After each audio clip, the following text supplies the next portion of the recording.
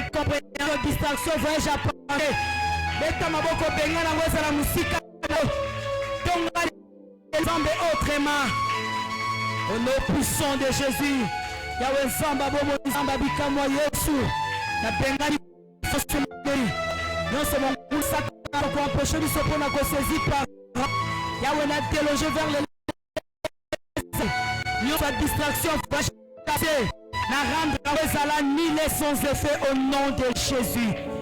Na kombo na Yesu basantu tolobi. Merci Seigneur Jésus-Christ. Merci Seigneur Jésus-Christ. Alléluia. Alléluia. Nani mokonzi. Nani mokonzi. Pe mobiki sinayo. Ozobete la ye maboko na milolo. Abongi na lokumu. Abongi na masanjoli. Il est le roi des rois. Amen. Hein?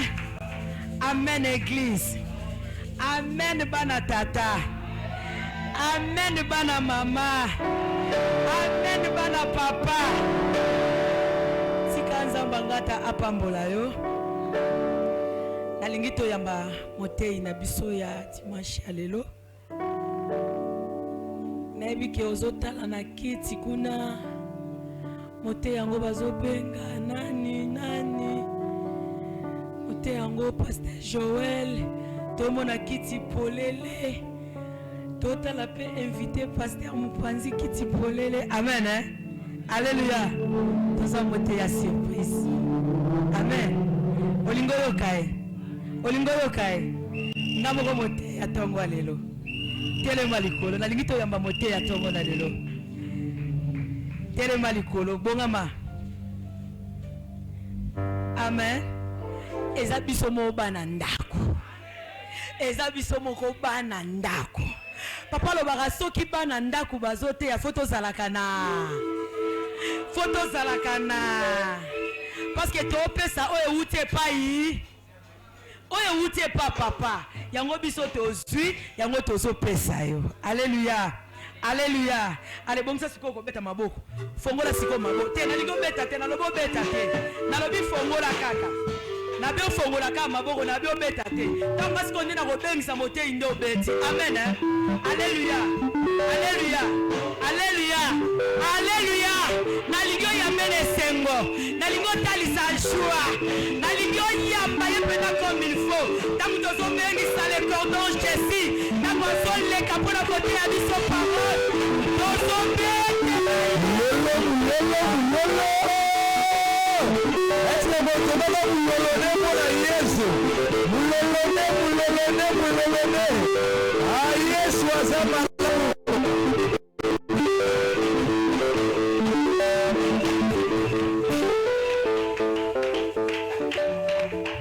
Tokanga miso na biso. Otombona na boko na mati.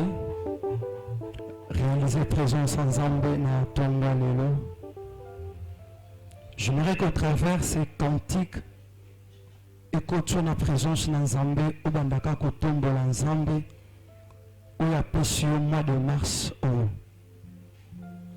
Et belé to ganga ki na bango bonne année, to vani na bango en janvier, to continue na bango en février, mais l'Éternel n'a pas permis que base à la soupe parmi bayo bazana mois de mars. Nous te passons Nzambe pour que tu sois en bonne santé na tonga lolo.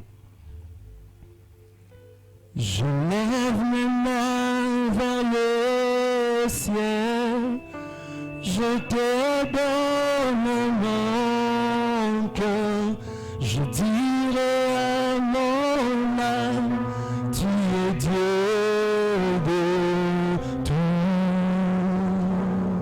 Même si les mers se déchaînent, tu parles. Calme, tu es mon repos, tu es au cours, et moi je lève mes mains. Alléluia. Je te donne mon cœur, Jésus. Mon cœur, je dirai à mon âme,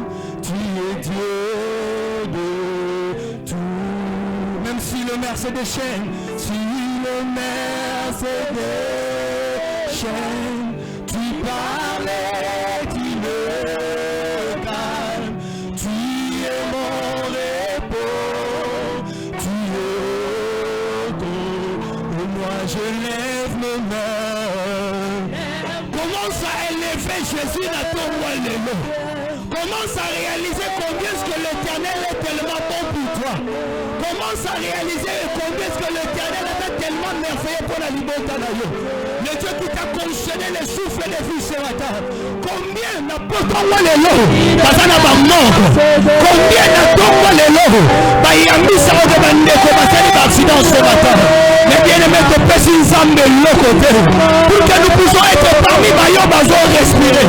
Pour que nous puissions être parmi Bayo Batamboli. J'aimerais te rappeler à Moudimo qu'on a deux mois de l'eau. Que même ma casse sur le rôle est un rondako. On télé te dit dans la Tamboli Kangamoko. Cette force-là ne t'appartient pas. C'est grâce à l'Éternel.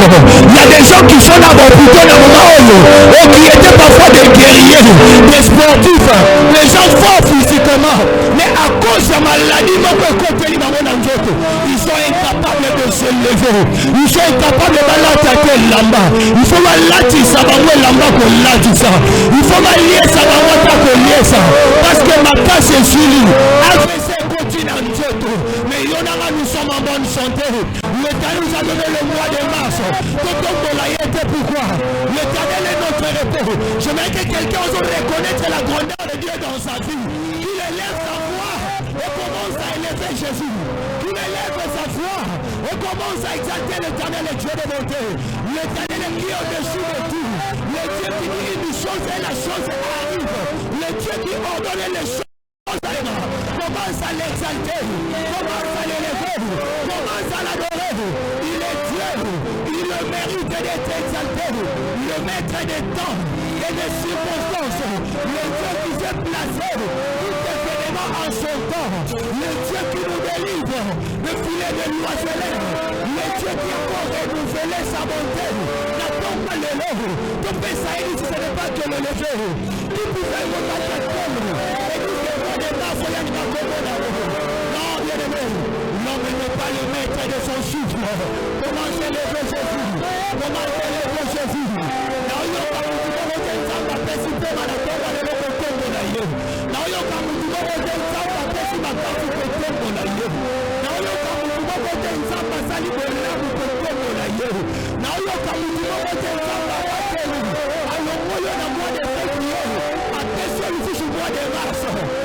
Jésus est notre espérance. Parce qu'il y a pas de l'espérance pour tous ceux qui sont en vie.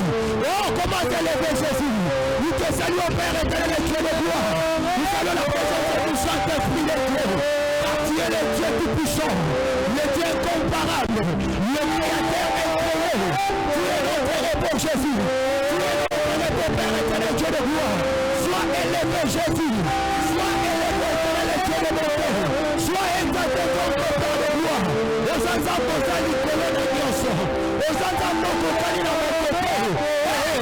la Bible me confirme. Il dit personne n'est digne de rompre les sceaux. Et nous fit les livres des filles. Mais le roi des rois, lui qui n'a fait ni péché, a accepté de quitter son trône de gloire, de quitter son trône d'honneur, de venir te chercher. Il y en a moins de gens qui m'attendent à sous. Il y en a moins de programmatés. Voilà où l'homme ensemble est. Animia Matana Pologota. Azala humilié. Azotera de tout à consulter. Mon Dieu, celui qui est suspendu au bois. Elle a accepté de transporter notre malédiction. Pour te voir béni. Pour te voir en bonne santé. Pour te voir régénérer. Pour te voir restaurer. Pour te voir être transformé. Il te compense ce matin. Si ce n'est que l'adorer. Que tes mains l'adorent. Que ta bouche le célèbre. Que les chants de ta main l'exaltent ce matin. Pendant que tu le fais, c'est pour ça que l'Éternel t'a appelé ce matin. Il le mérite, bien aimé. Commence à l'exalter Jésus. Oh, il le mérite. Alléluia. Jésus, tu es au contrôle de toutes choses. Alléluia. Nana posa na yoka moto moko azotombola nzambe. Nana posa ane moko awumelaki na ntango molai na machongi ya penina. À cause de la visitation de Dieu. Oh! Et puis ça comme un cas de et puis ça comme un cas de Namona David moko na ina posa na tonga lelo. À cause de la victoire nzamba zo pesa ye. Et comme il se kabilo ba ko sanjo la nzambe. Même élève Jésus. Même pour voir la famille qui est en grand complet na tonga lelo. Et sa grâce. Combien va bandi prendre au complet. Mais une nouvelle tragique parce que quelqu'un s'est retiré. Mais Dieu ne l'a pas permis Katina. Mais Dieu ne l'a pas permis dans l'Ibota. Mais Dieu ne l'a pas permis dans la santé. Mais Dieu ne l'a pas permis dans l'affaire. Il continue à renouveler sa bonté. Il continue à renouveler son amour. Il continue à renouveler sa bonté. Il est tellement bon ce grand Dieu-là. Tellement merveilleux ce grand Dieu-là. Il mérite d'être exalté, Jésus. Il mérite d'être magnifié. Oh Père éternel, Dieu de gloire. Parfois, à toi l'éternel, pour ton amour, Jésus. En ce premier dimanche au mois de mars, nous sommes venus devant ta présence pour t'adorer. Nous sommes venus devant ta présence pour te dire encore merci. Nous sommes venus devant ta présence pour t'exalter encore. Parce que tu es le roi des rois. Le Seigneur des seigneurs et le lion étonnant, le résultat de la prospérité de la Bible, le lion de la tribu de Juda, la manne révélée, la pierre qui autrefois était rejetée, et depuis le principal des larmes ce matin, oh Jésus soit élevé, alléluia, mais pour Chakaria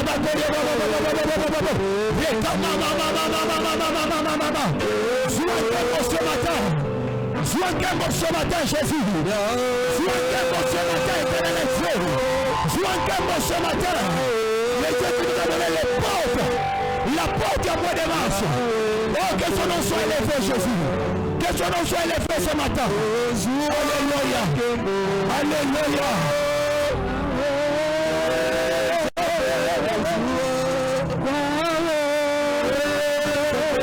Gloire à toi, Jésus. Gloire à toi, Jésus. Gloire à toi, Jésus. Gloire à toi, Jésus. Gloire à toi, Jésus.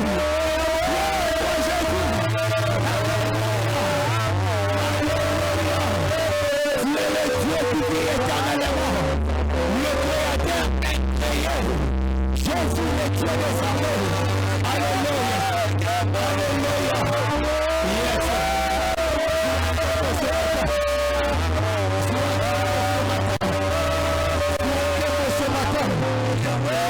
Jésus-Christ. Alléluia.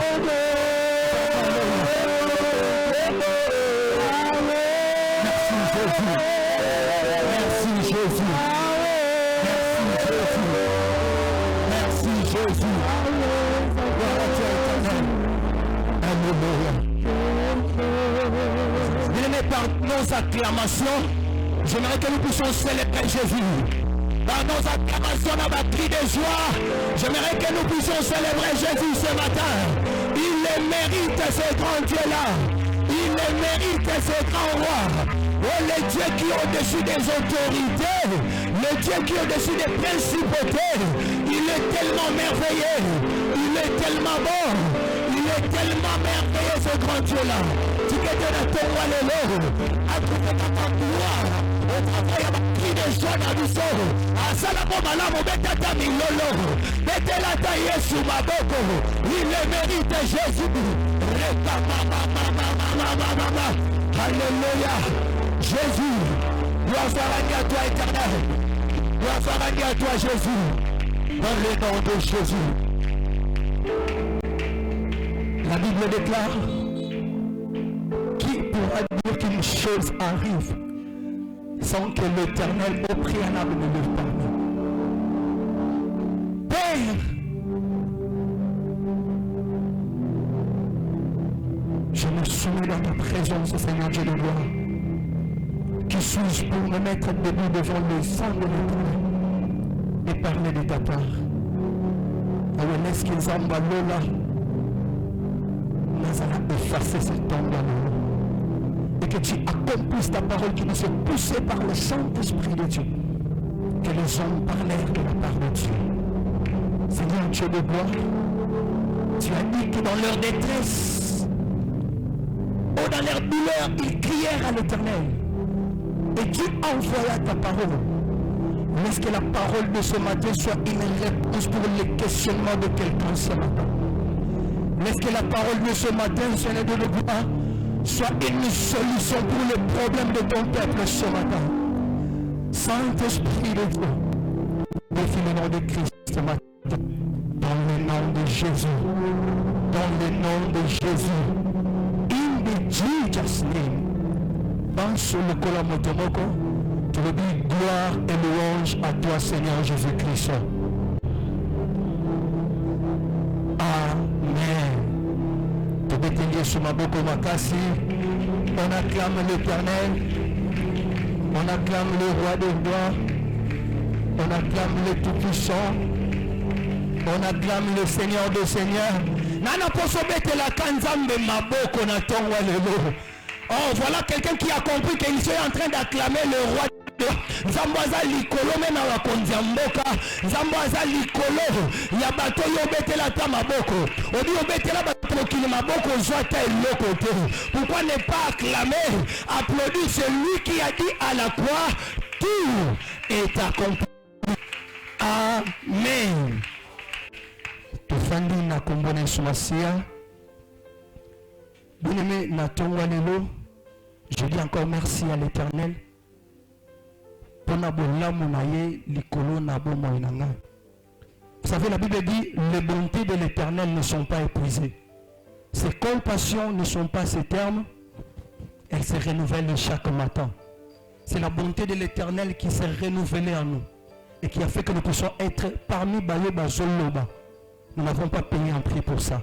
Merci à ces grands dieux-là.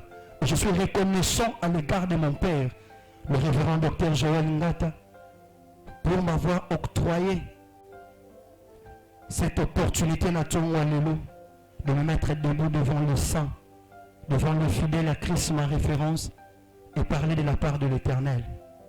Je dis encore un grand merci à collège Nyonso Basali ensemble qui ont porté leur choisir la personne Nazali na Tongwa Lelo afin que de me pousser pour venir accomplir la de Dieu. Merci à toi aussi, Onatongwa Lelo. Tu as laissé tes occupations pendant que bateaux belés ce matin sont en train de faire la macamousou. Mais toi, tu as préféré être dans la présence de Dieu. J'aimerais te rassurer dans ton Lelo. Il y avait un grand frère Moko dans la Bible, c'était Pierre. Il a dit par Yesu, Nkolo tolandio, totiki mabota na biso, totiki ba kop to banda ko sala. Tolandio, qu'est-ce que nous aurons en retour? L'Éternel dit, le bateau nous ba kotika nyoso ya bango ponana. Au siècle présent, vous aurez ressenti. Parce que le senti peut accompagner déjà dans le mois de mars. Moi, je m'adresse à quelqu'un, pas à tout le monde. Mais c'est adressé quand dans mon ce matin, que le senti peut accompagner dans le mois de mars. Car le lingue tu as donné honneur et pas d'ensemble.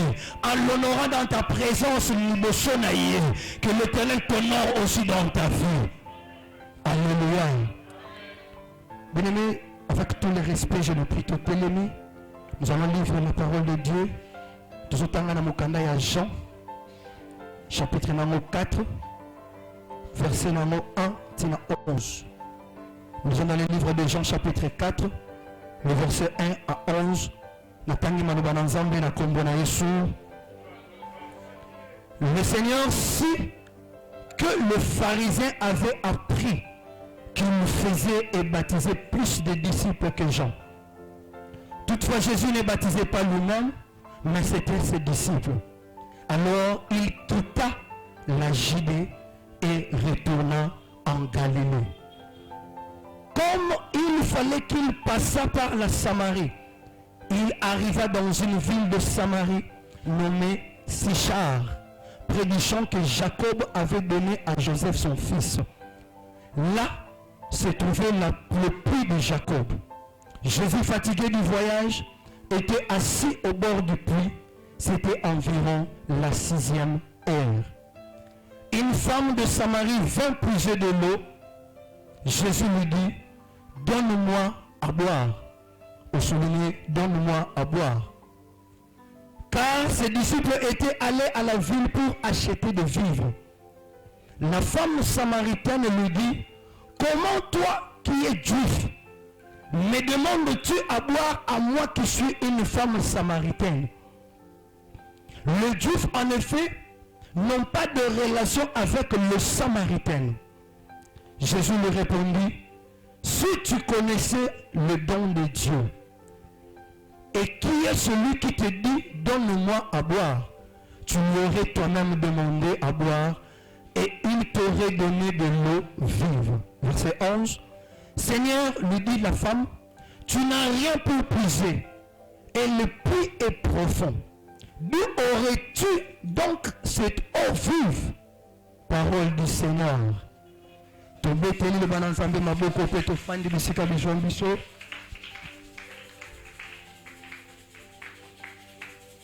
Bien-aimés dans le Seigneur, pendant les quelques temps où nous allons partager un thème pour éveiller notre conscience. Et ça, un nouveau regard. Et Taleli Yassika. Un nouveau regard. J'avais dit la fois passée dans le programme Nabiso il y a vendredi que lorsque tu as parlé sur la prière, il y a quelques 3 points et Seigneur nous tous se mettre d'accord sur ça. C'est que lorsque quelqu'un décide de prier, c'est que cette personne est à se mettre d'accord, conscient qu'il existe une réalité spirituelle au-delà d'une réalité physique. C'est cette réalité spirituelle où il y a un conscient et je sens là que Moutou à se retirer de vos situations sur le plan physique à une solution. À se retirer, à s'enfermer, à bandako bondela, liboso ya nzambe oyo ya jomonate. C'est pas qu'il reconnaît qu'il y a une réalité spirituelle. Le fait de mettre cette réalité spirituelle parfois c'était tout bandako ordonné parfois sur des liens qui nous lient dans des familles. Payami balé le bas qui essaye de se mettre d'accord que au-delà il y a le monde physique, il y a un monde spirituel qui est au-dessus du monde physique. Et nous avons dit le vendredi que le cola moine dans ensemble et Seigneur n'a pu se comprendre que tout ce qui nous arrive na sena moi nous soit salema que zalaka azarte. On a accident moko esalemi chauffeur a sali erreur. Non. Ne comment bandako katsa ne ka beba tout na mutuka par erreur. Non, ezalaka erreur te. Je m'aimerais rappeler pas moi dans mon que ma référence à ce tel mais Ndekonanga veut dire quoi? Ce matin je vais seulement te dire quelque chose. Ton zongi et pas frère Nabiso Job. La Bible dit dans Mukanda Job, le Fils de Dieu s'est réuni. Basangani. Et Satan fait au milieu d'eux. Satan n'a-tu pas vu mon serviteur Job? Job na sena moyo afandi na ya yebi ata makambote bana nebe ba osala makambulo lenge babanda ko salela ngo mais or na monde spirituel via Job romo betamela déjà Paris ba romo parier sur likolo via Job Satan bi na nzambe te abanga kayo po pesa ye bosui aolenga yo po yondo o remplira ye o protéger kaye permettre qu'un le monde spirituel va décider problème exacté va toucher sa vie mais tu ne toucheras pas dans mon manaye tu ne toucheras pas son âme tu vois les choses Job s'est réveillé tongo moko lokola ba tongo nyonso mais tongo ne commis différent ba Job amonika mabibwele komo kufa amonika makambo ezo simbate amonika en réalité no ce baby nzote maladie ekoti Job a comprendre C'est pour te dire Nathan Walelo que la réalité tout le monde a scène à moi et ça va déjà ba conseil le monde des esprits sangani et décider sur yango ba programmer makambo moko et salema sur le plan physique. Ça c'est la deuxième des choses. C'est comme ça qu'on remarque l'Éternel en créant, il a créé le ciel et la terre. Ça veut dire qu'il crée d'abord le monde invisible. Et ça nous colle au monde physique pour influencer que toujours sur le monde physique. Alléluia. Est-ce que nous pouvons se comprendre? Mais j'avais dit une troisième des choses. Et c'est de condiments que l'Éternel exauce la prière. Zambe ayanolaka libondeli. Nous avons vu dans le livre de Hébreux chapitre 11 le verset 6. La Bible dit, sans la foi il est impossible de lui être agréable. Il faut que Nabaïnio se base pour s'en appeler Nanzambe croit d'abord que l'Éternel existe. Au-delà de l'Éternel existe, il est le rémunérateur de tous ceux qui le cherchent. J'aimerais dire à quelqu'un à ton roi l'Éternel exauce la prière. Avant même que tu ne demandes, au moni kana yo wana, au moni réalité no wana, réponse n'a déjà dans le monde spirituel les alliés. Ton problème c'est moi que tu dois croire, entrer dans la prière, commence à chercher l'Éternel. Tu verras dans le conscient, on va dégager rapidement pour que ça matérialise dans ta vie. Alléluia. Nathan va toujours parler sur un nouveau regard. Et Taleli Yassika. Bien aimé, passage au totangi et le solo yebi malam. Mais je me par la grâce de Dieu. Nous pensons avec attention. Nous sommes dans le premier dimanche du mois de mars. C'est le troisième mois. L'Éternel a permis que tout le mois de février. Et c'est qui deuxième mois. On le chiffre 2, c'est le chiffre de la séparation.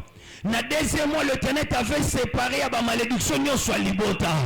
Dans le deuxième mois, l'Éternel t'avait séparé à la réalité soit bizarre et bandako lié vie na yo. Dans le deuxième mois, l'Éternel t'avait séparé. Il y a pas mauvais chose soit préparé qui n'a vie na yo. Oh, le troisième mois, et ça mois de mars. Oh, le troisième jour, l'Éternel a ressuscité. Il est temps que dans le mois de mars, il est quoi n'a plus du journal de l'eau. Il est temps que dans le mois de mars, il est ressuscité. Il est temps que dans le mois de mars, affaire à mon tournant peut ressusciter. Il est temps que dans le mois de mars, il est temps que dans le mois de mars, voyage en découvert quoi ressuscité. Il est temps que dans le mois de mars, ma cambesa qui est impossible. Et comment possible? Parce que il y a une puissance de la résurrection en moi. La Bible dit, Jésus, après avoir connu que les pharisiens comprendre, qui faisait beaucoup de miracles au travers des disciples, le Seigneur avait décidé de retourner en Galilée. Mais la Bible dit, lorsqu'il quitta la Judée et pour retourner en Galilée, Azaki obligé à l'écana et ngumba moko babengi mboka moko babengi la Samarie. Bien mais la Samarie est une des 4 grandes divisions de mboka Palestine. Et ça entre la Galilée, la Judée, le Méditerranée et le Jourdain.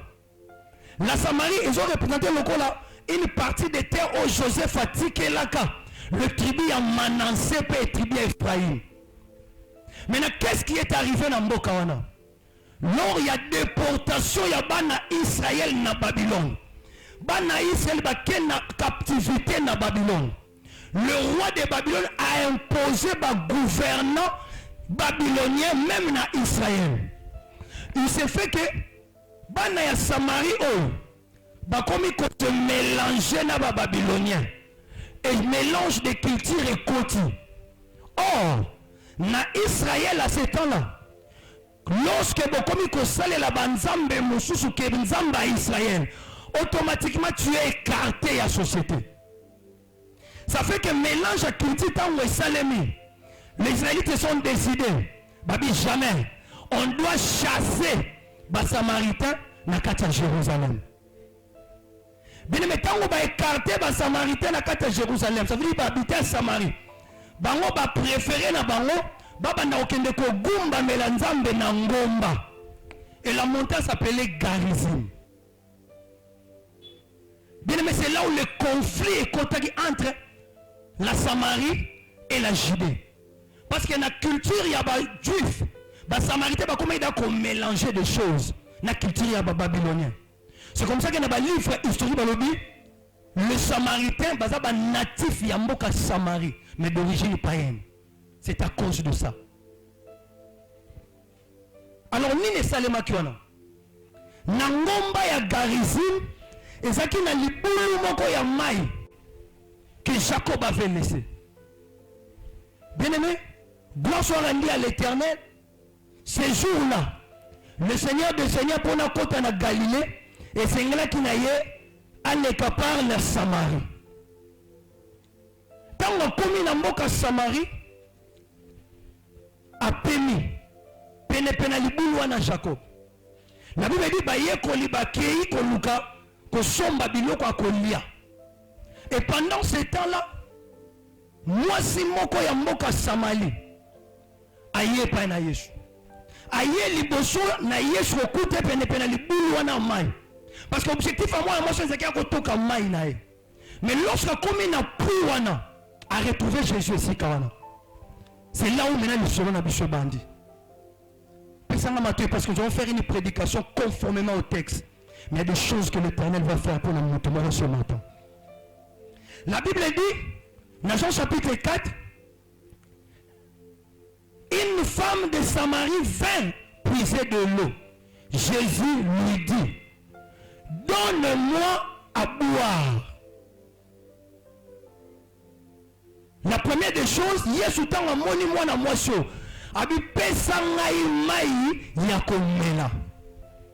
J'aimerais dire na moi na moko Christ ma référence ce matin. Lorsque en réalité l'Éternel te demande quelque chose, ce n'est pas parce que Nzambe n'aime pas na posa peso loko moko. Non, quelqu'un ne m'a pas compris. Lorsque en réalité l'Éternel te demande quelque chose, ce n'est pas parce que l'Éternel a besoin de la chose qu'il te demande. Et ça te pour Nzamba na posa mais c'est parce que Nzamba na posa pesa yo loko. So vous comprenez ma kambo qui est dans Genèse chapitre 22. L'Éternel a dit à Abraham, okopesa ngai ton unique, mwana no kaka moko Isaac, loko la mbeka. En principe, ce qui Isaac, Abraham n'avait pas une certaine obéissance, n'avait pas la foi en Dieu, n'avait pas la confiance en son éternel. Mais Abraham n'a pas regardé cela. Abraham dit, bon, je vais seulement obéir à la voix en Zambé.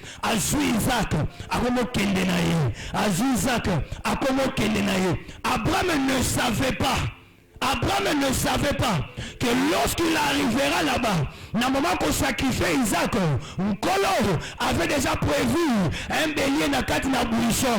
Mais c'était le commencement. Il y a ma promesse à Abraham. Parce qu'après ce jour-là, dans le livre de Genèse chapitre 22, verset 15-17, lorsque Abraham a l'ingaboma, Isaac l'était habité. Le bélier qui devait être sacrifié. Et c'était par là que l'Éternel commençait maintenant qu'on paie sa bilaka par Abraham. Que je te ferai père de la multitude. Nzamba bando se manifester au travers de ma par Abraham parce que il n'avait pas besoin d'Isaac. Mais l'Éternel avait besoin de quelque chose. Il besoin d'Abraham. Il avait besoin de comprendre l'obéissance d'Abraham. Il avait besoin de comprendre si Abraham avait confiance et pas inaïe. Bien aimé, ce matin, j'aimerais te dire une chose. Tu dois changer le lengue et la makambo.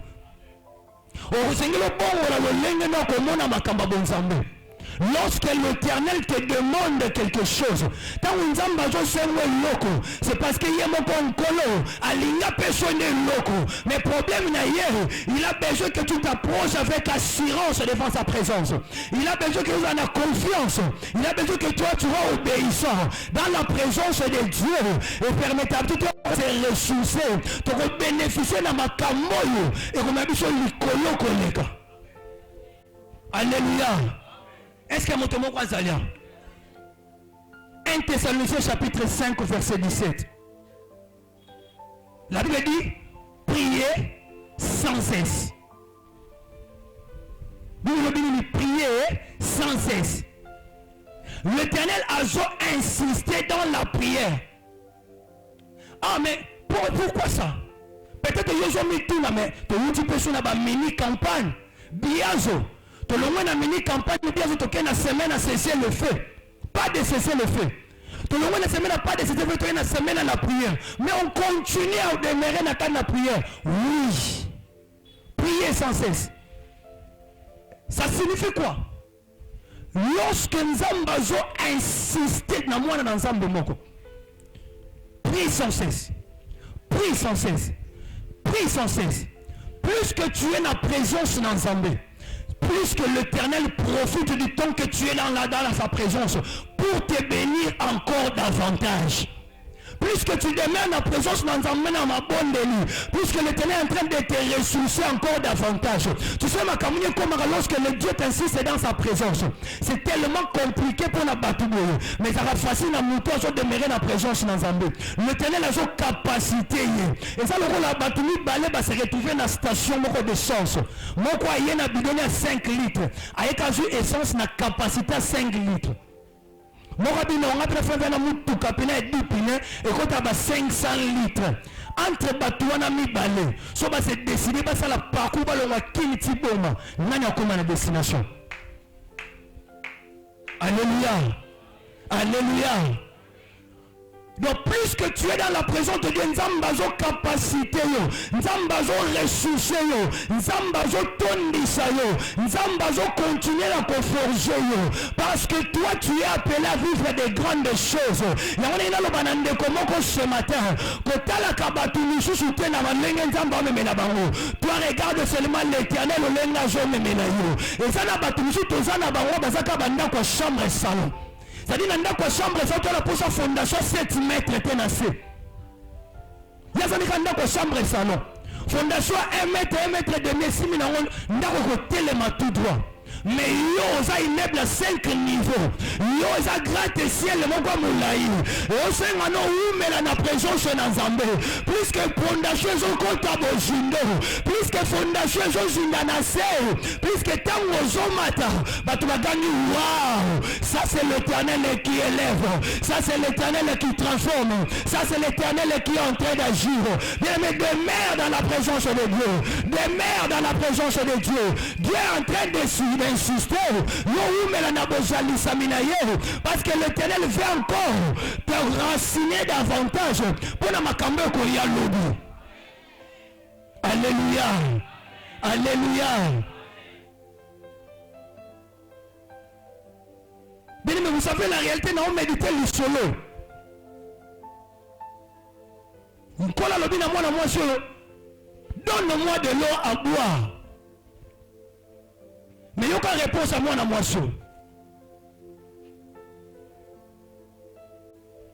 La femme samaritaine lui dit, comment yoza mo Yuda pengana za mo Samaria mais yozo senga mai ba Yuda na ba Samaria ba yoka na kate. C'est par rapport à moi historique qu'on a bêti moukié. Et Jésus lui répondit, si tu connaissais le don de Dieu, et qui est celui qui te dit donne-moi à boire, tu l'aurais toi-même demandé de l'eau à boire. Bien aimé, David a compris ces histoires. David a préféré résister à la présence d'Nzambe. Oh merci Seigneur. Je m'aimerais dire dans mon tout le monde a ton au moins les réalités années. Plus que tu résistes longtemps dans la présence d'Nzambe, l'homme de Dieu, plus que tu demeures dans la présence d'Nzambe longtemps, plus que tu vas résister dans le monde, plus que tu deviendras rare, plus que Dieu te fera cher dans le monde, plus que plus que tu demeures dans la prière, plus que tu es dans la présence de Dieu, plus que le monde va te réclamer. On va résister à la scène à moi, la réalité scène à moi. Lorsque tu apprendras, il y a qu'on la Voilà pourquoi est-ce que David, dans la livre Psaume chapitre 23 verset 1, a dit l'Éternel est mon berger, je ne manquerai de rien. En réalité, ce qu'on a dans le livre historique, lorsque David était en train de dire ça, il n'était pas dans la joie, il n'était pas en train de festiger. David a dit qu'il m'a moine Absalom, parce qu'il a dit pas bon maillé. Mais pendant ce temps-là, malgré les réalités, malgré le combat, malgré les guerres, malgré les tumultes, il était toujours là, disait l'Éternel est mon berger. Lorsque l'Éternel est ton berger, tu te laisseras pas conduire selon ma paille à berger. Moutos à la campagne, atika ka mobate limpata kumbaye. Mobate limpata bito kene na gauche, ngape na kena gauche. Mobate limpata bito kene na droite, ngape na kena droite. Mobate limpata bito to telema, to telemi. On peut remarquer, voilà pourquoi est-ce que même si je marche dans le vallée de l'ombre et de la mort, je ne crains aucun mal. Attends le bloc en koufa, attends bitumbe telemi, attends balubi que na libota la biso makambo esimba kate, attends balubi que ma mauvais sort ezali, kobanda ba kokololo na biso, kobanda ba mama na biso, ba yaya na ngutu ba avança te, na libota biso makambo esalema te. Yo, ozaba ngote, yo, ozaba ngote. Toi tu es de la race, ya bato ba sengeli ba la distinction na génération na bango. Toi tu es de la race, ya bato sengeli ba marquer la différence. Voilà pourquoi est-ce que tu es dénommé Christ, ma référence. Seulement comprendre ma camolo. Tu comprends la Bible m'a commis lobby. Christ à moi, l'espérance de la gloire. Christ à moi, l'espérance de la gloire. Attends ma camoué simbate. Attends maladie et telemitango molaï. Yebe sa wa we nebi keza nango passager. Eye ko bomana ngo ngaite. Ngana ka Job. Conseil salama ki nango na lola. L'Éternel a permis ka basimba santé. Mais ba osimba molimo te. Mais na robo ya penzambe te. Na umela na présence na nzambe. Parce que na yebi mon rédempteur. Betela Yesu maboko makasi pe milola songi.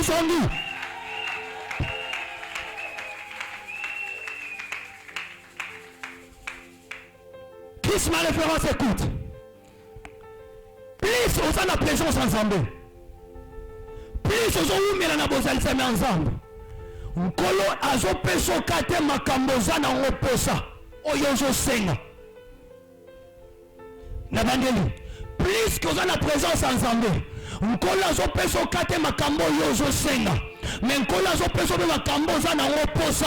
Oyo kosala ke lobi ba éclater mais ça les maya makasi. Apprends à demeurer la présence ensemble. Je sais que les lois sont limitées, mais il y a un autre qui empêche à abandonner. Non, les lois sont claires, mais il y a un autre qui empêche à abandonner. Non, la classe toujours est limitée, mais il y a un autre qui empêche à abandonner. Mais réellement, ton bon délicat, vous voulez une réponse exacte. Non, problème n'est pas ça. Demain, quand la présence dans Zambé, Zamba n'a pas ça maîtriser tant vous voulez dans sa présence. Parce que ton élévation amènera des grands combats moraux. Puisque tu as demeuré la présence dans Zambé, tu feras face au monde. Tu feras face aux réclamations. Tu feras face aux autorités. Tu feras face aux dominations. Tu feras face aux principautés. Apprends à demeurer dans la présence de Dieu. Alléluia. Tu peux plus côté de gloire au Seigneur. Est-ce que je côté? Il n'y a pas réponse à Jésus. Jésus lui répondit, si tu connaissais les dons de Dieu, et qui est celui qui te dit, donne-moi à boire, tu l'aurais toi-même demandé à boire, et il t'aurait donné de l'eau vive. Moi seul. Azo comprendre na yete que muto azo solo na ye yende le véritable mai na bomo que muto temi liboso na ye est capable ya kobenda na existence makambo ezalate yazo comprendre makambo na te. Il ne sait pas quand Dieu change des choses arana posa ya autorisation bande kwa libota na yote. Quand Dieu change des choses dans la vie d'une personne, arana posa te batba siéger dans le bâtiment et tout ça là bon non.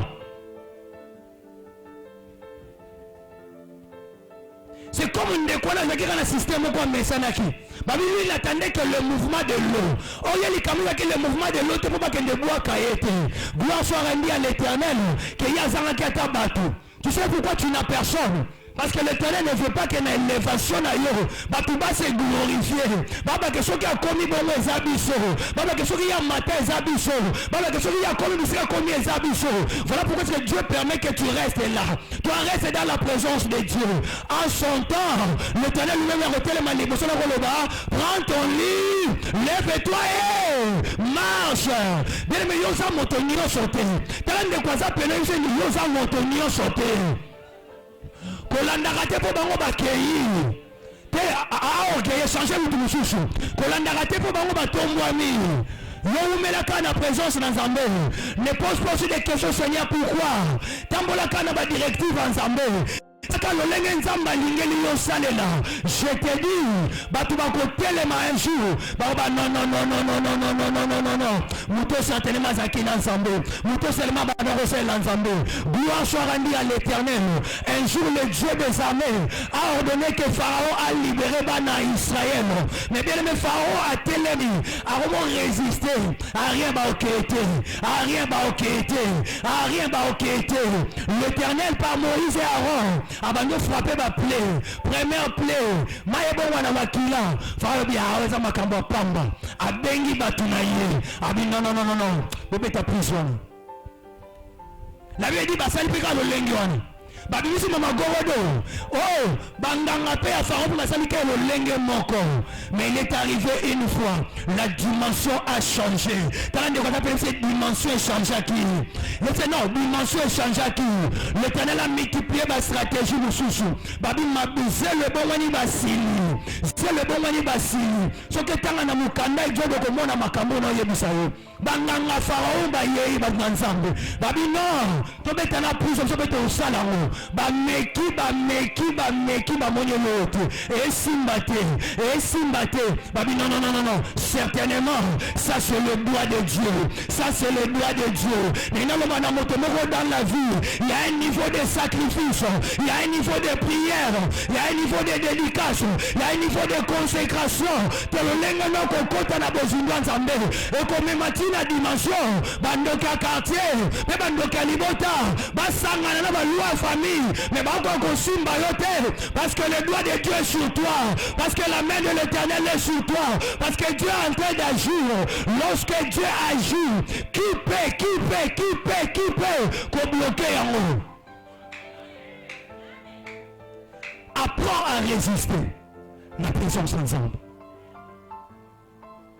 Apprends à résister la présence ensemble.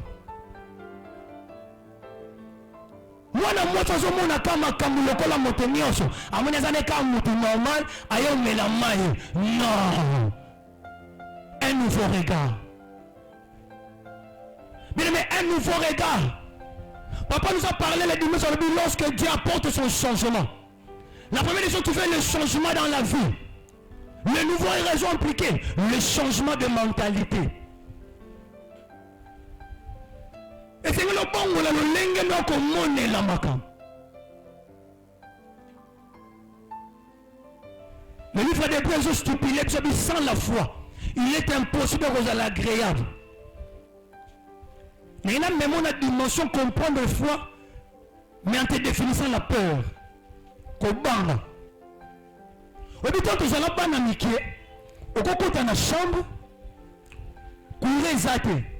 Au moins il sentir et bien dans la porte-manteau. Mais le rôle ko bange zali au moins on nyoka. Et apparemment peut comme il est nyoka. Et tu as bon parce que kobanga boti sur nyoka et c'est qu'à sentir ezalaki. Alléluia. Au moins moi na boy kokota même na chambre. Habiter kuna nyoka ezali. Si on a papa joue pendant ma casse nous sur na torche à table on m'a intéressé sentir. C'est pour dire que si papa joue que tu as la chose que on sentir te. O tika na image que nyoka. Parfois même tout on a dessin lamba na mur. Ombre et lamba na mur. Et puis ça image le rôle de mon robot. Au moins ko banga ndenge salia. Mo ko banga. Ko banga so boti se no ko na pas mutu automatique. Ni wana ko muganga pe na moni mutu. Mais nzoka baisser ya elamba. Maintenant la foi, et ça le contraire ya kobanga. On me dit que kobanga bana kobota lokola nyoka, lokola des moments où un homme de foi, Aza capable, et si vous êtes sec, il y a un homme de foi, Aza capable, tant on y botte, je le battais, toujours en abisso kaka, faloti kabiso en Égypte, toku fanabiso kuna, pour n'aller même biso à Moïse, mais Moïse était en train de voir, les bosso mer rouge, c'est là mon quoi je salema, pour n'abango baleka, bien aimé, le nouveau regard, et je impliqué au monde. Bisiko batu ba mona te yo mona makambo ezawana yo banda mona ba porte bisika ba porte ezalité yo banda mona makambo bisika makambo ezate bien mais so continue la dimension de voir les choses comme ça batu ba bengo nganga mais biso tozongi na vie normale mer rouge était le mona mais Moïse to le pandeni mais to kufa pete ça c'est la peur mais muto zana kondima ana capacité et l'Éternel aime ça. Tandis que l'une des choses où c'est de se mettre d'accord, quand tu pries, crois que l'Éternel est capable d'exaucer. Et Dieu va t'exaucer. Dieu a la capacité de benda makambo ezalate na libota na bino pe bande pa ina yo. Nzamba zana makoki ya ko banda makambo sika na nzela na yo pe libota changer renommé. Nzamba zana makoki na nzela Joseph moko malgré les réalités, malgré les circonstances, mais il y a ça la présence dans Zambé. Abi non, n'a pas se laisser faire te. Bande konanga ba tekinga pa ba mandani ti problème était. Et le roi ba mandani to keti na ndako Potiphar problème était. Mais problème na ngai, moi je suis Joseph. Je suis le porteur ya ba promesse en Zambé. Mais le banande ko moko Christ c'est ma référence ce matin. Yosa Joseph, osa porteur ya bilaka ya Zambé. Osa moto pamba pamba te. Atomo ba réalité zo simba te. Atomo ni makambo zo kene le lenge na le lenge. D'ailleurs na benga réalité, ça veut dire circonstances qui se multiplier, mais sa vérité est nzamba loba pona yo, on nzamba loba pona yo, peu importe le temps et qu'on s'accomplisse certainement. J'adore quelqu'un la Bible, mon vieux Habakkuk, alors lui je reste à mon poste, je me mets en train de veiller, les promesses de l'Éternel, à terre ou melitango molai, peu importe le temps qu'on sala, peu importe le lenge qu'on rumelela, nga etalinga te, nga mission na et ça a fixé vers la rémunération. Gloire soit rendue à l'Éternel. Nzamba même ce pas le prophète Moïse. A dit Moïse, dans Moukana, Hébreu chapitre 11, à partir du verset 24 à 25, la Bible dit, c'est par la foi que Moïse refusa d'être appelé fils de la fille de Pharaon, obtenant le propre de Jésus comme un gain, parce qu'il avait les yeux fixés vers la rémunération, vers la rémunération. Makambozo lekise bangi sayote, bitumbozo traverser bangi sayote, mpia konezo bete bangi sayote. Et ça n'a aucun école, et ça n'a aucun passage. Mais yo soit ka mission na yo, tala vers la rémunération. Monaka kanana yo, monaka le pays où coule le lait et le miel. La promesse éternelle et qu'on conquista. Tant que conquista maka, oh my God, nebo sakai mako bobo. Na lo bana mama moko na tongwa lelo. Tant que j'aime ye kotaka. Prenez-moi bani na ba caprice na yango. Makawesi mbate. Donc ne pas mettre pas deuxième-moi. Et comment personne a biloko kolia. Na ba poso ko fande le comment changer. Troisième, quatrième mois, cinquième mois. Tu me la ka bongo te. Pas si bani na neuf. Et comment le tuer au temps de commis à malembe. Et commis à malembe. Mais je dis n'a qu'aucun souci. Parce que tu es porteur de la promesse. Parce que tu es de la promesse. Mais le jour où moi c'est à bon pas signé tu es aussi là parce qu'à ce moment la récompense l'Éternel a exaucé. Il est temps dans le mois de mars nous tout le monde a la jeune Yanzambe nous tout le monde a porteur à bénédiction avant qu'on simba où est l'accomplissement de la promesse de Dieu, où est l'accomplissement de la gloire de Dieu, où est l'accomplissement de la Yanzambe. Si tu crois tu te lèves et tu dis je le reçois Zamba Kokisa Yango. Oh Seigneur le dit, je le reçois. Et qu'on qui se mélaye. Et qu'on qui se mélaye. Quand le lengo zotambola. Autour ça la mouvement. Laisse que l'atmosphère est élévation. L'atmosphère a victoire. L'atmosphère a succès. Et accompagnez-le dans le nom de Jésus. Dans le nom de Jésus. Au nom de Jésus. Reçois l'onction de l'élévation. Reçois l'onction de résurrection. Reçois l'onction percée. Au nom de... Betela Yesu maboko pe milolo. Il le mérite ce grand Dieu là.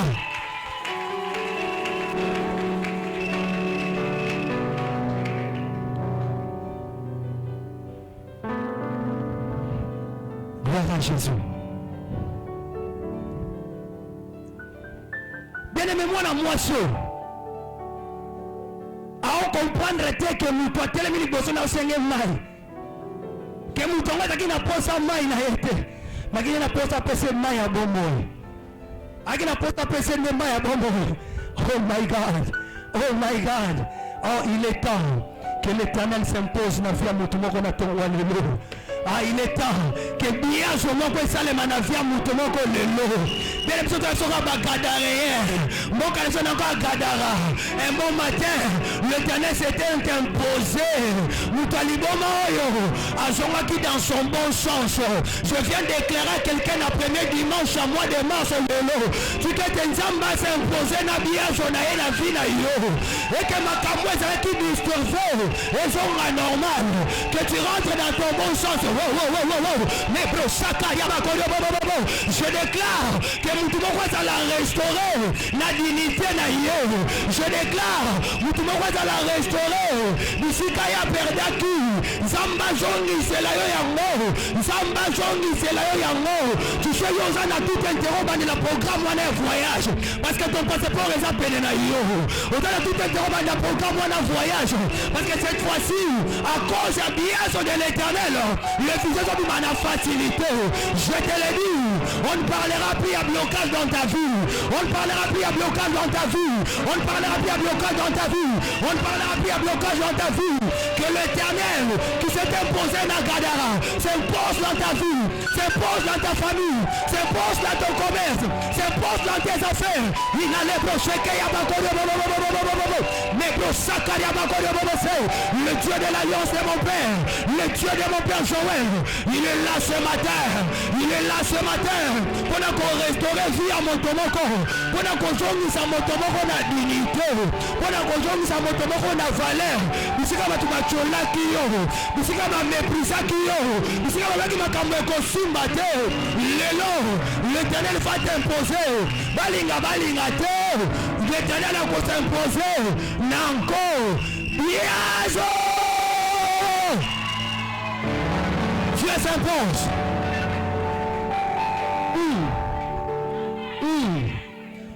Oui, bango bakenda na bango babalaka na bango basala bafanti. Yayo pele ça tellement différent. Tu sais yayo ça va ngeni. Dieu t'ouvre le mariage. Appelle sur Bana. Amati mobile no promotion. Approfondissons les vidéos makambo tombami. Bolongwe pe na kini. Okolmondi na Christ ma référence na Paris. Est-ce que ne quoi moi Zaliawa?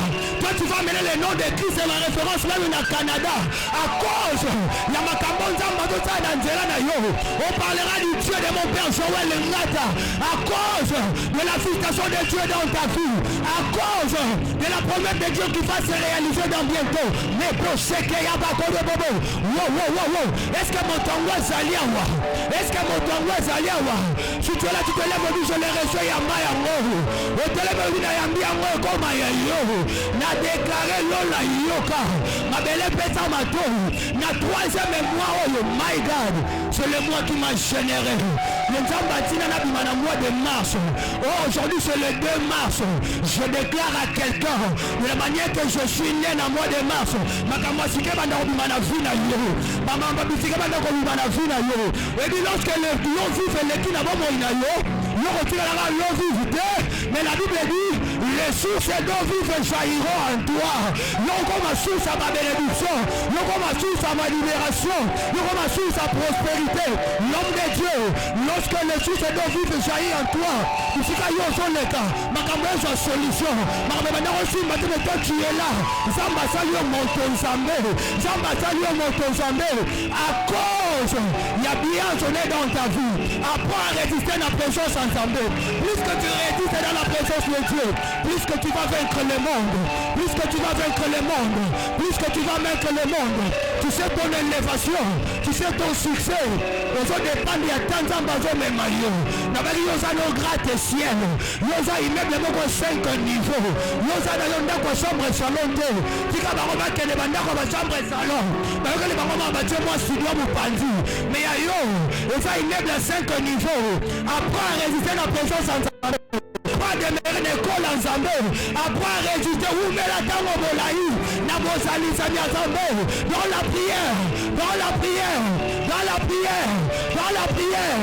Dans la prière. Dans la prière. Dans la prière. C'est alors que tu remarqueras la bénédiction de l'Éternel enrichie, enrichie, et ne l'ont fait suivre de nos cœurs, chagrins, et de la Yesu mololo.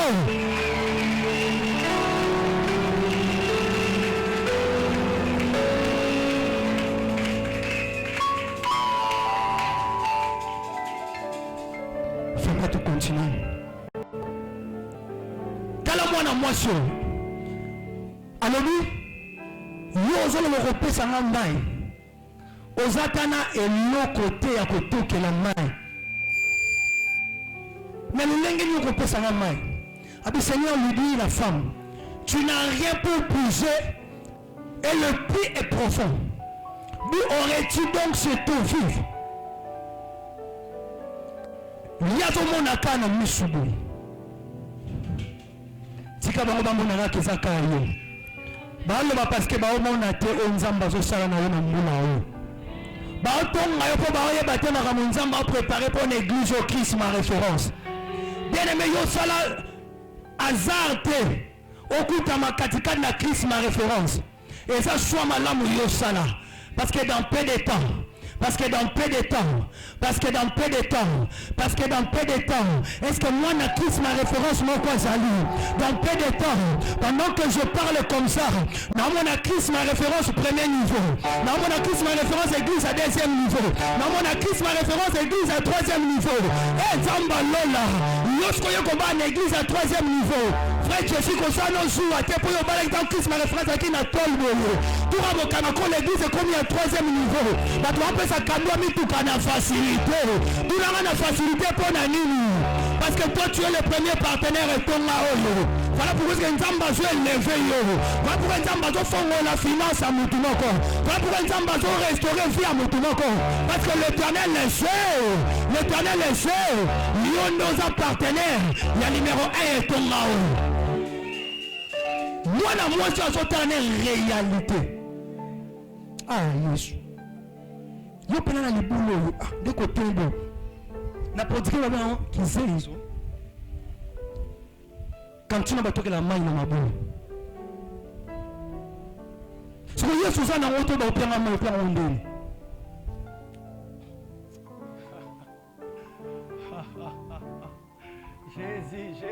Jésus. Namona mama moko. Namona papa moko asomi tuna ngape na ba mbulo na komi na ngopena. Est-ce que makambo ba lobe ko salema na vie na ngai? Namona jeune moko asomi tuna question mais biso to me bopeza nga griffe. Biso kutu makambo zate. To satana ndeko moko te ya professionnel. Wako sala ke mo bebe ko ba $1000 yé. Biso to pena nzamba lo se makambo ko ina libota na biso ta $5000 to kufu. L'État s'en charge kana makambo ngo. Je viens dire à quelqu'un à ton roi lelo kokandisa kama kambulote par rapport au temps de Dieu, kokandisa la réalité na yote par rapport au temps de Dieu. Nzambe azan metteur en scène, il fait chaque chose bon en son temps. Lokan expliquer Nzambe azan nzamba bandaka makampe na mpaka moko boye. Oh my God, asili sango pene elenge moko. J'aimerais dire à quelqu'un quelque chose na ton roi lelo. Dieu a commencé la foi avec Abraham mpaka moko, le père de la foi. Mais aye kosilisa makambo avec un Jésus jeune. Na kati ya foi, Dieu est capable. Kaka bana mutu na bolenge, asisine pe na bolenge. Le jeune de Jésus a commencé ma ministère na 33 ans après makambo. Tout est accompli. Mpaka moko Abraham na bon paka na ye kaka. L'Éternel lui a utilisé. Toi tu te poses des questions. Laisse-moi te montrer dans la Bible. Sarah ta âge lekela kanango. L'Éternel a parlé dans la basali na yo. En cette même période de l'attente tu enfanteras. Kotala ka réalité na yote. Kotala ka situation yoza na ngote. Kotala ka disposition yoza na ngote. Otenza makambo ko sale malolenge nini. Eza makambo na yote. Tu arrêtes seulement la présence de Dieu. Crois seulement.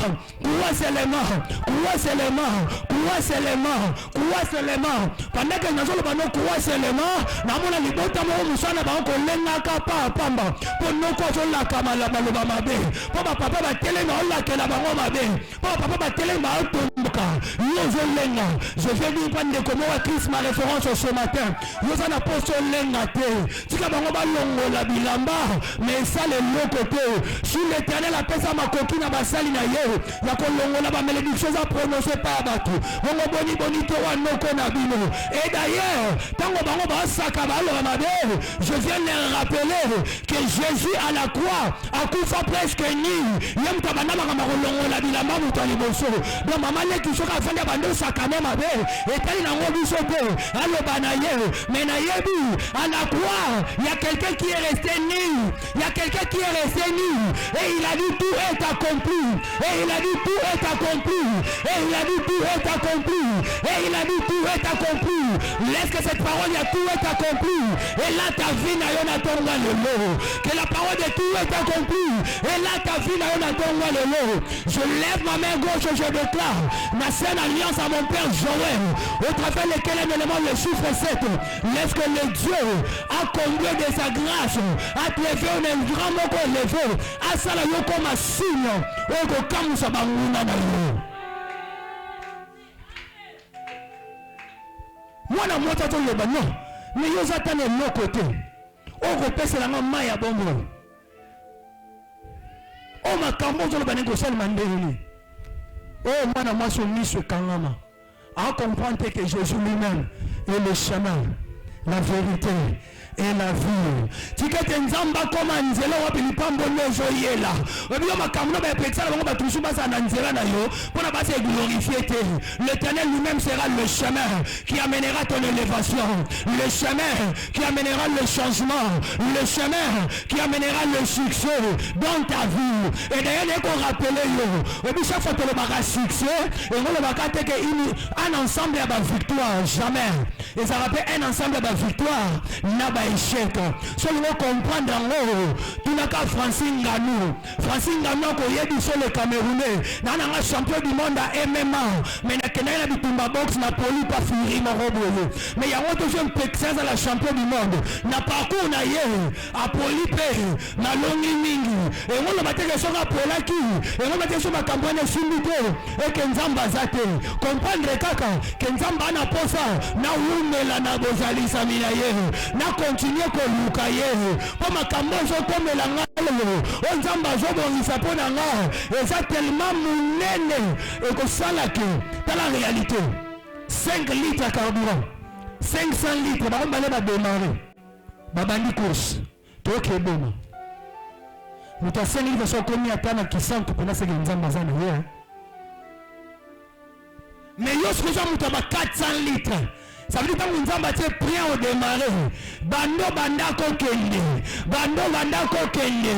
Bando banda komata. Bando banda komata. Batia blocage liboso na yo. O sauter yango. Parce que l'Éternel est ton berger. Il te fait reposer dans le vert pâturage. Il te dirige après des eaux paisibles. Il restaure ton âme. Il te conduit dans le sentier de la justice. À cause de ton nom. Même quand je marche dans le vallée de l'ombre de la mort, Je ne crains aucun mal, car tu es avec moi.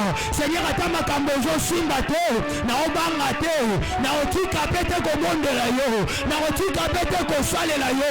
Christ ma référence to kolemba pete ko sambe la nzambe. Ebe bebe banango, biso to tombo la kanzambe. Wete na suka nango, wete na suka nango, wete na suka nango.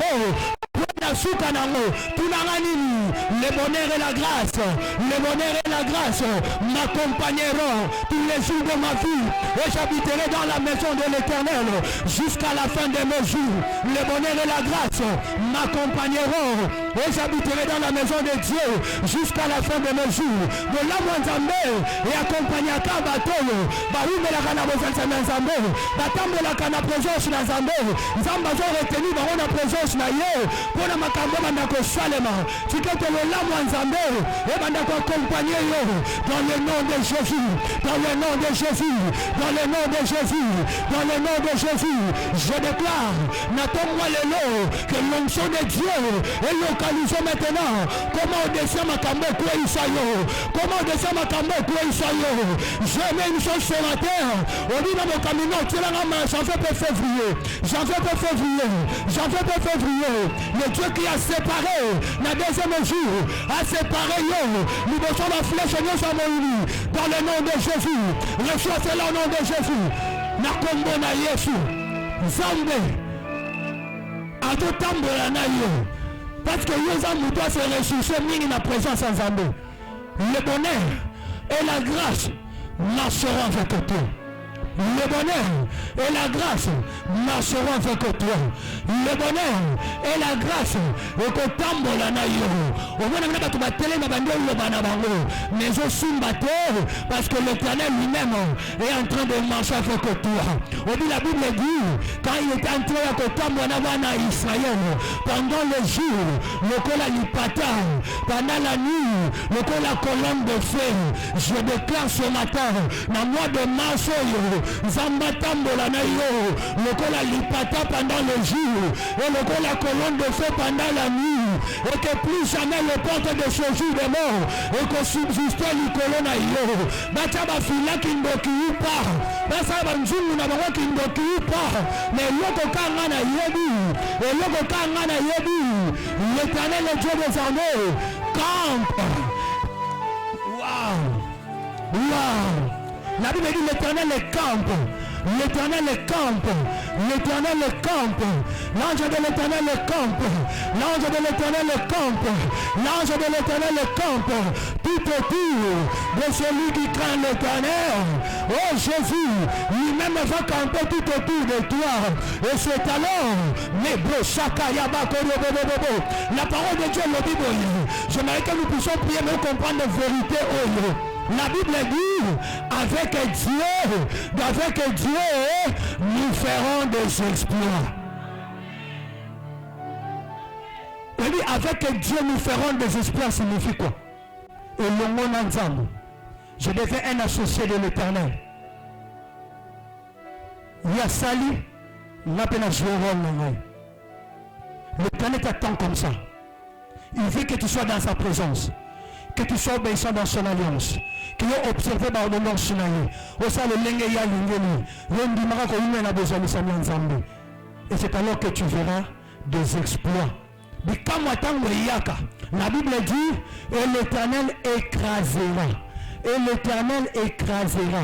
Et l'homme qui écrasé, et ça le colonnaillon qui écrasé. Mais pour eux qui influencé que nous avons écrasé, et ça pour y Nzambe. Si que tu pour y Nzambe, Nanzela le colonnaillon, et ben a écrasé l'ennemi dans l'union. Pour Nzambe, Nanzela le colonnaillon, ou écrasé, bah l'union sur l'ibota ou télémacar. Il est temps de comprendre que Yosa n'a l'ibota na bango, mais Yosa a l'ibota na bango. Tika bango ba comploter, tika bango ba loba. Tika bango basala yo problème na yo ngana nanga Daniel na kati ya Babylone tango mobeko kwei babi na espace ya 30 jours oyo mutu moko ta ko tombola su nzambe mosusu kaka mokonzi ya Babylone oh nga Daniel nazana nga Babylonien te nazongi kana ndako nanga natala direction fenêtre fongwami na direction Jérusalem nazali na kati ya Babylone mais nazaka moyuda ozana libota wana mozala libota wana te balwa libota ne kokanga vina yote na déclarer balwa libota ne kokanga vina yote Christ ma référence eza na kati ya quartier 11 mais eza ya quartier 11 te nous sommes ya likolo peu importe balwa établis peu importe ba réalité milieu peu importe ba makambo ba osaka balinga te Christ ma référence va s'imposer à cause ya bien Nzambe au nom de betela Yesu maboko makasi.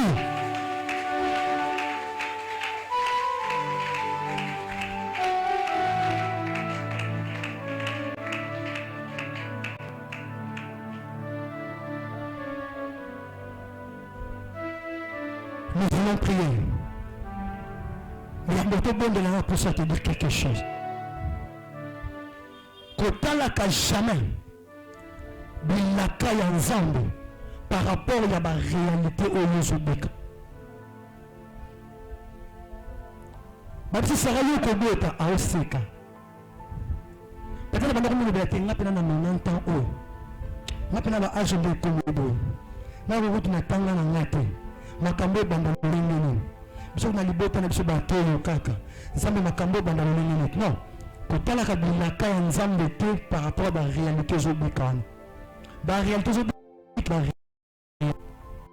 Il faut chemin moko de faire pour atteindre ton objectif, pour atteindre ta gloire, pour atteindre ta hauteur. Et même ça ne comment qu'on a ton talaka bilaka de kola bilaka ndenge ya wiza. Musu talaka na bilaka nzambe. Nini nzamba loba. Nini nzamba loba pona. Retiens seulement ça. Obikate malgré makambo na omona, malgré la réalité oyo, mais na yebika ke kola sanini aloba. Lokola nzamba loba tôt ou tard ate umeli ekokisa makaka so bamotala bilaka nzambe par rapport ya ba réalité zanango okoma na ba doutes wana ko sala ko bamona sentir lokola nyoka omona lamba na kati chambre lokola demo moko non yotala ka bilaka ya nzambe lokola bilaka et confiance à l'Éternel atambi tumbe telemi ndenge nini ata ba réalité telemi ndenge nini yomonaka bilaka nzambe ekokokisa na vie na yo. C'est ce qui a fait que Job, malgré makambo kota na yo, malgré santé bébé, malgré bana bakufi, malgré à perdre des yeux azalaki na yo. Bien aimé, si ba peut souhaiter si ka Job na moi je ne sais pas sur yo na to koka. Tout d'un coup c'est ça ba événement. Le tongo ba bengi ba biso ke bana bakufi. Comme on a dit ça, la bien sûr que nous avons sali ba accident. Ba bien on dit c'est que ce que nous continuons à boire, ba chanter nous connaît ziki. On peut piquer crise, hein. On peut faire attention. Mais ce que j'aime le plus, et là qu'on a l'ilaka ya mingi, Job, malgré ma kamba kutana, malgré ma réalité kutana, malgré ma circonstance soit passée na nous. Regarde na ezaki ndenge moko te na bato nyonso abi je sais que mon rédempteur nayebi ete mosikoli na ngai aza na bomoi ke nzambe atelemaka moto asuka nzambe soki nanga lobi loba suka te ce n'est pas fini dans ta vie te moto moko ayoki nga te na ntongo wana no nzambe soki nanga atelemi te alobi te na bomoi nano esili te tika bango baprocédé baloba na bango na vie na yo bango baprocédé batia bapoint mais nga na permettre bango batia bapoint te mpo moto akotia point eza nde nzambe makambo ezobikana ezaka réalité ezaka baévénement moko esalemaki elandi bandeko mais laisse-moi te dire na ndeko moko na ntongo aneno moto asuka eza yo makambo wana ezosuka moto asuka eza yo ezosuka na nzela nde remema liboto ezochange na nzela nde remema liboto ezochange obi ekomi ntango elenge moko batuni aza mwana nani est-ce que bajeune tozali awa topepi likolo il est temps qu'on demande de qui est-il fils jeune yango est-ce que azali awa ekomi na ntango batuna wana aza mwana ya nani Pour depuis tu côté dans quartier 11 makambo na to mona wote. Te wana za mwana ya nani? Pour depuis tu ya na milieu au ba réalité de notre vivant wote. Te wana za mwana ya nani? Pour depuis tu mona makambo bote le lenge so sale mena olo ezaka epanda ye. Il est temps maintenant makambo bongo sale na pa mutu moko. Commence à regarder la promesse de l'Éternel comme promesse. Zana misuna fixé vers la rémunération. Le Dieu des événements est capable. Yakobenga na bozalisi makambo izalate. Promesse, qu'est-ce que toi tu vois? Promesse, qu'est-ce que Yozo tala? Regarde nous mon ami. Esprit na yo tu vois quoi?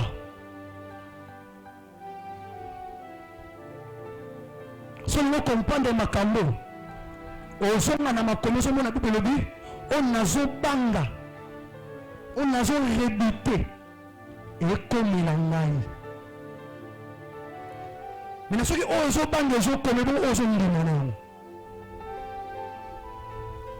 il est temps que nous avons une force qui nous il est temps que nous avons une porte qui nous il est temps que nous avons une réalité qui nous changer. Il est temps que nous avons une maladie qui nous mais cette fois-ci, est si que nous avons restauré, que nous avons tombé. Il est temps, c'est possible, c'est possible. Ton problème, qu'est-ce que tu vois? Change ta mentalité. Banda comme on a des grandes choses.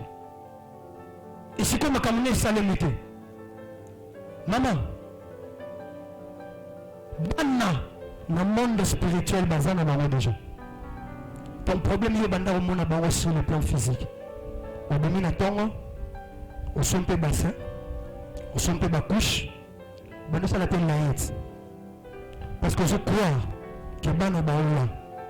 Au moins quand nous sommes à la cabane, nous avons des péchés, maman m'a pas na lola bazoko tananko. Non, je dis à quelqu'un, quand nous sommes à la dimension, nous avons des péchés, m'a pas na lola bazoko tananko. Jeune frère, mon cher, tant que nous sommes la grandeur dans ta vie, sache qu'une grand-mère a été déjà prévue. Avant même que nous sommes dans le monde, nous sommes détachants maintenant.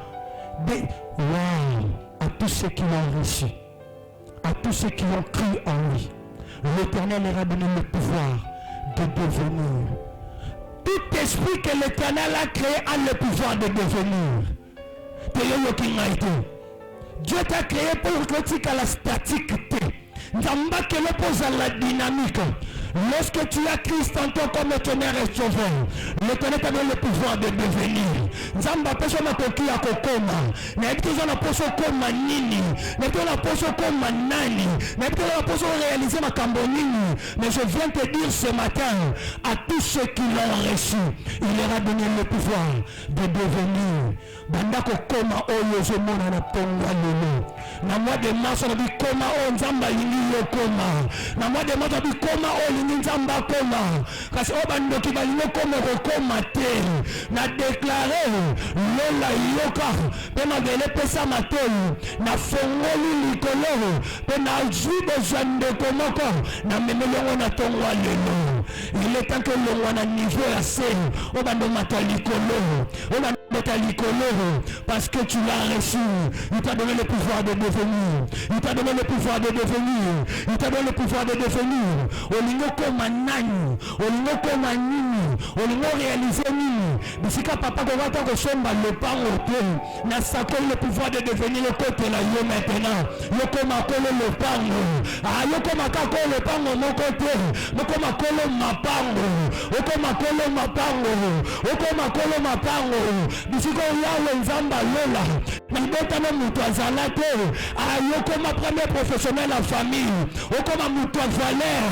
Avant ma campagne de solution, mais à cause de la grandeur en Zambé, à cause de l'élévation de l'Éternel, à cause de le devenir de Dieu,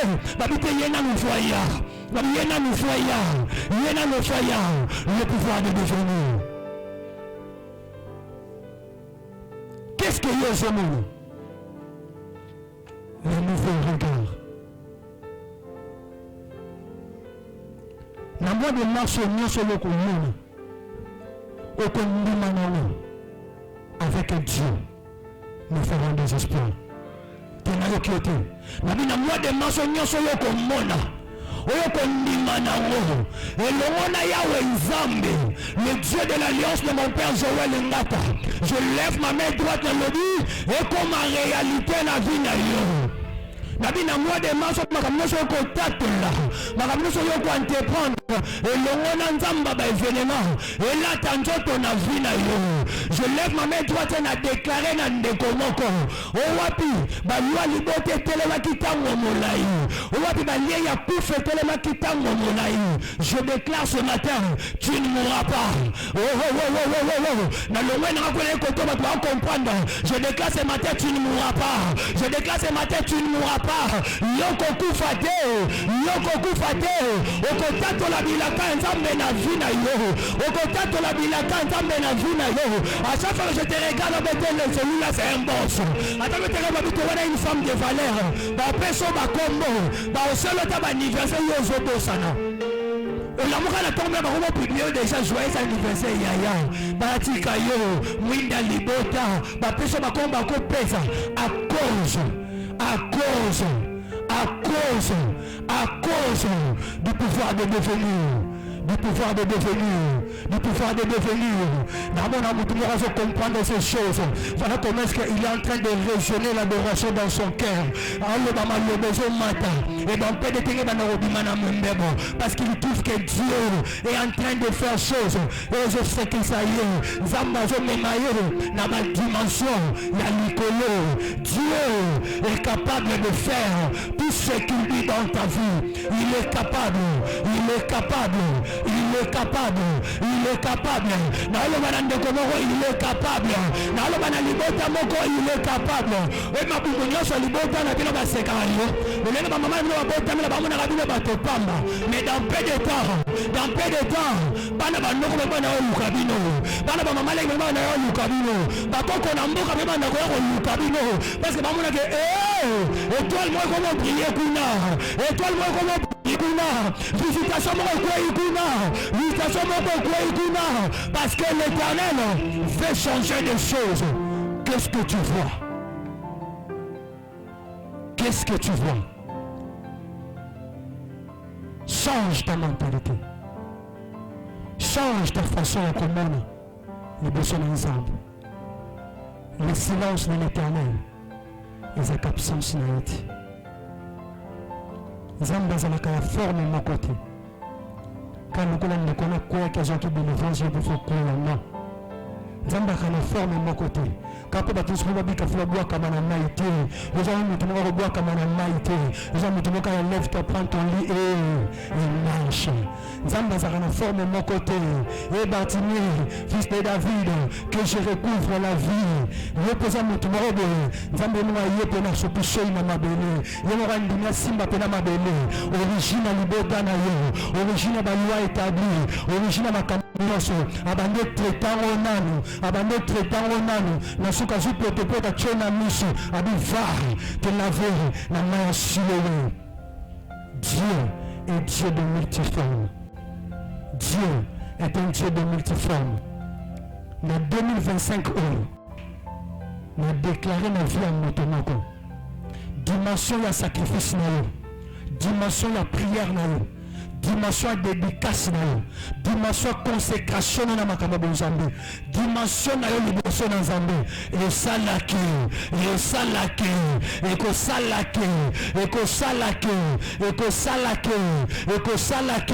ba Égyptien bozomona vous ne le verrez plus jamais makambo elemisa libota tango molai à cause ya dimension prière na yo. Pendant que nous besoin de telema à cause de la dimension sacrifice na yo, pendant que nous besoin de telema à cause de la dimension consécration na liboso na Nzambe, pendant que nous besoin de telema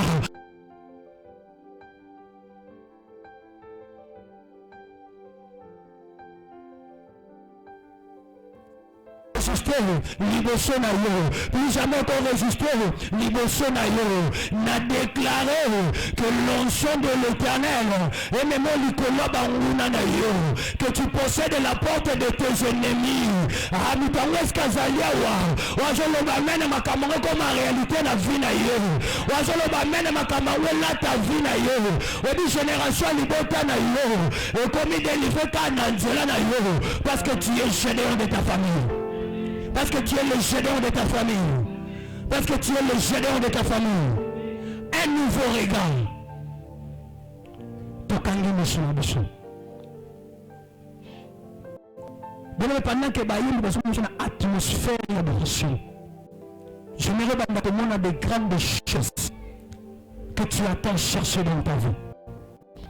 Des grandes choses que tu attends chercher dans ta vie. Ma cambo est là qui est possible. Pendant qu'ils sont en train de chanter, tu commences à te réaliser le nouveau regard. Gloire soit à l'Éternel parce que ce message qui peut. Tout ce qu'il dit, yes. Il fera tout ce qu'il dit dans ta vie.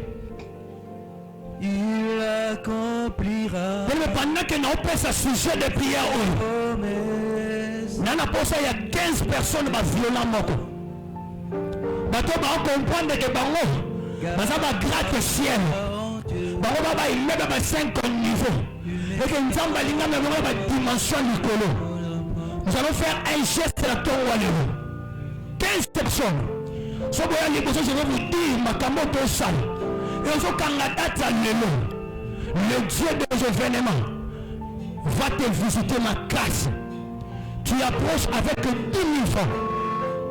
Tu viens devant. J'ai besoin de 15 personnes. Nous allons faire un acte de ton walero.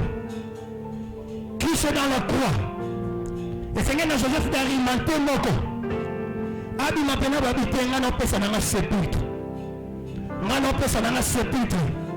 Pendant longola sonyo.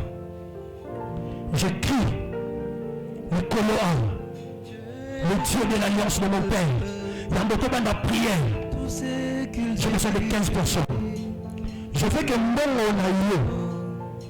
Na kozonga ya papa.